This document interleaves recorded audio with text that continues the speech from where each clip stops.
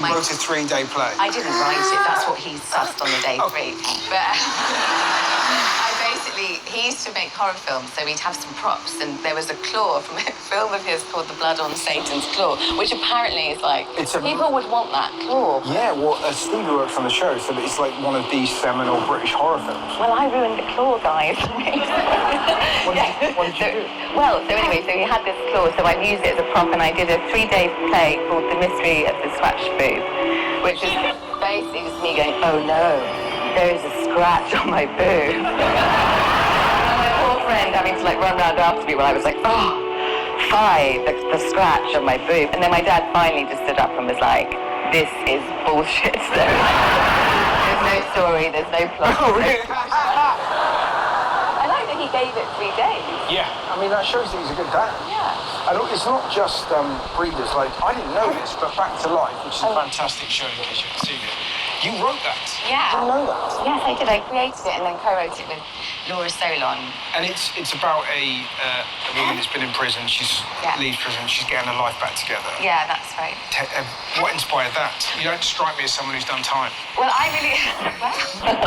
No, I'm really interested in how harshly we judge women over men. And so that...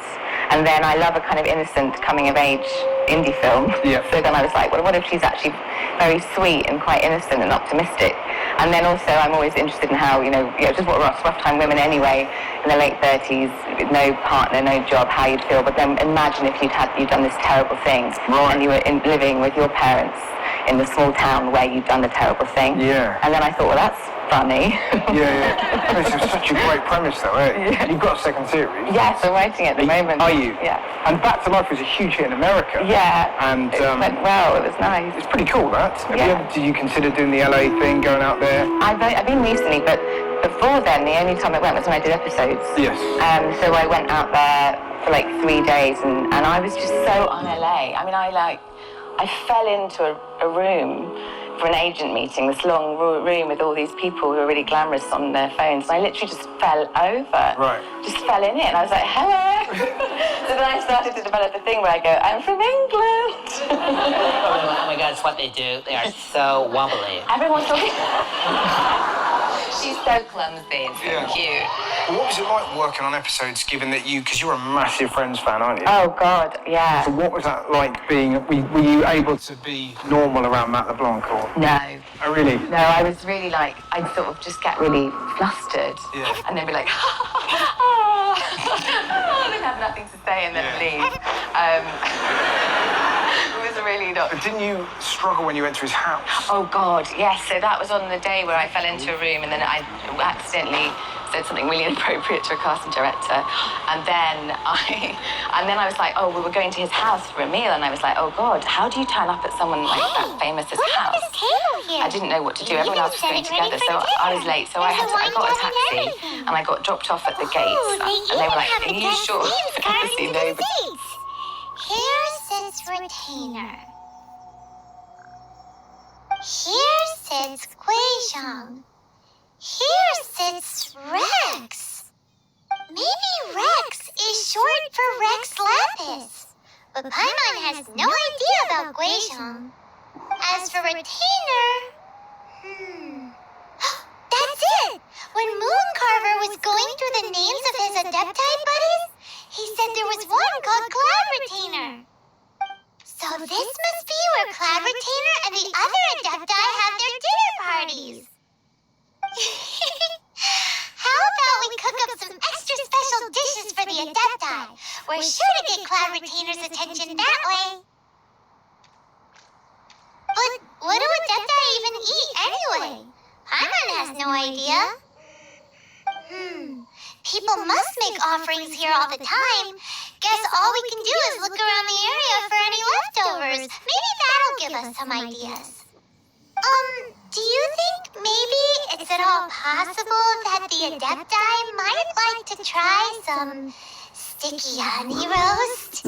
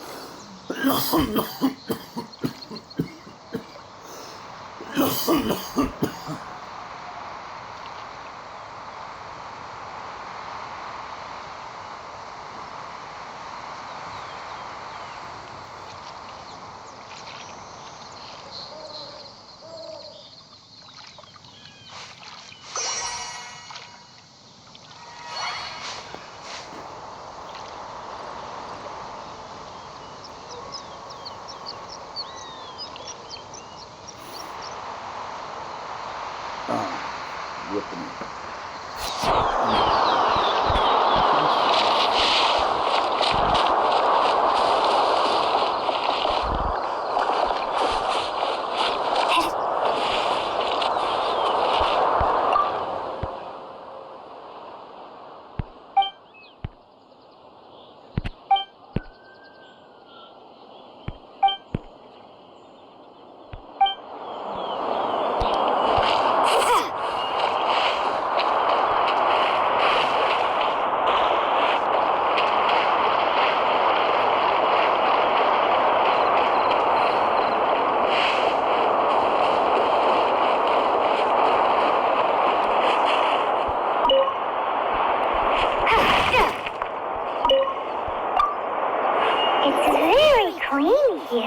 Whoever cooked here last obviously likes to keep things neat and tidy. Paimon bets they were making an offering to the Adepti. Looks like we got us some matsutake and some raw meat. And what do you know? The recipe is right here. This chef was a super organized person.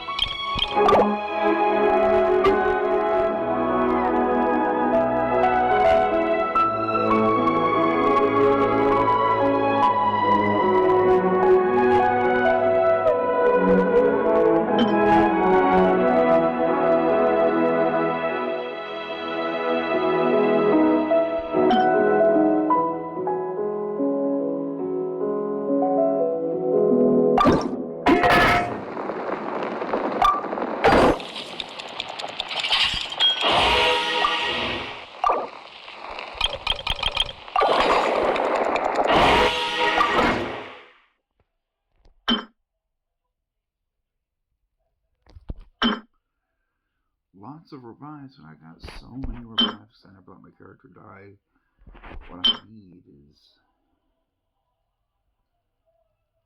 operating physical damage.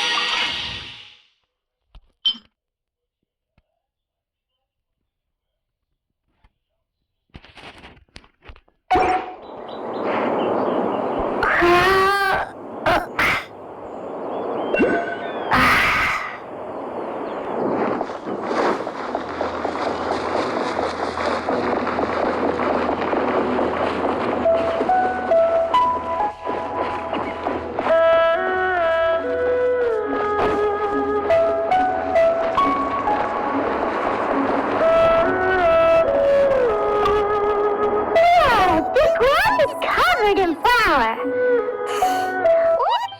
Seems there's meat in this pot, but Paimon can't tell which kind. Do you think whoever cooked this made it as an offering to the Adepti?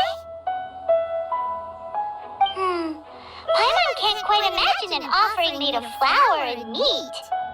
Huh? Our messy chef dropped a piece of paper on the floor. Ew, and there's a huge footprint on it too. But footprint aside, maybe it has something to do with this mystery dish.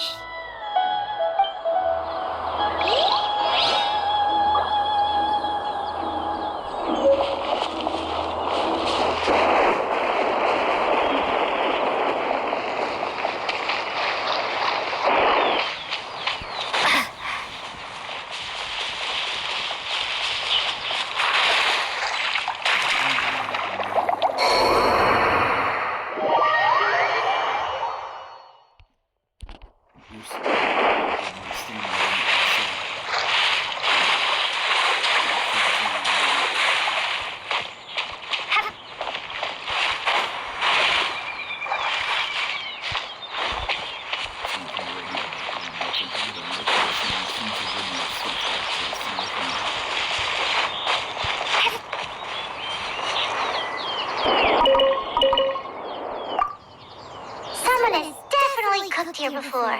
Do you think they were making an offering? Looks like they didn't use all the ingredients. Let's see here. We got some snapdragon, some lotus heads, some tofu. Whatever they were cooking, it sounds complicated. Hey, look over there. They left some notes too.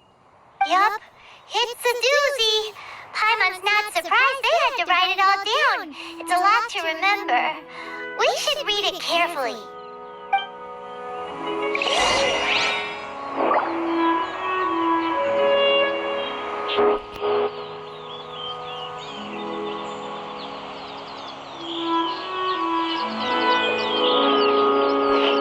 What do you call a dish that's made from snap?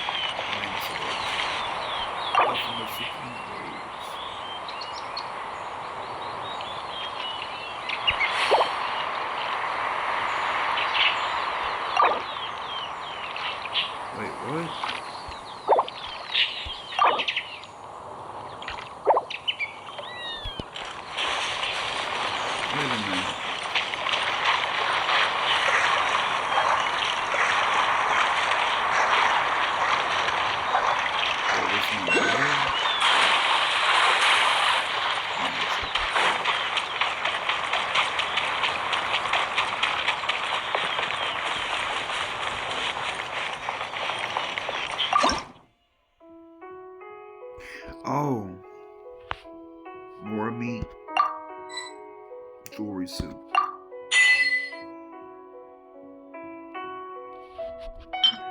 More meat.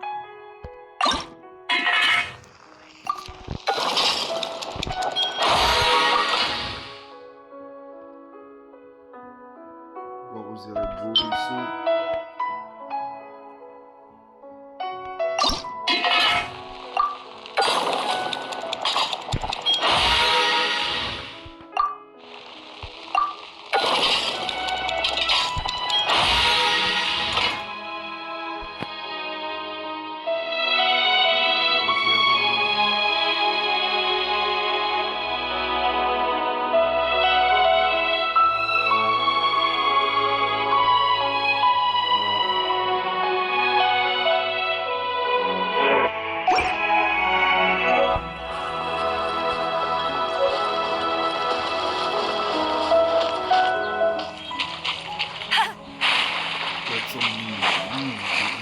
greens. It's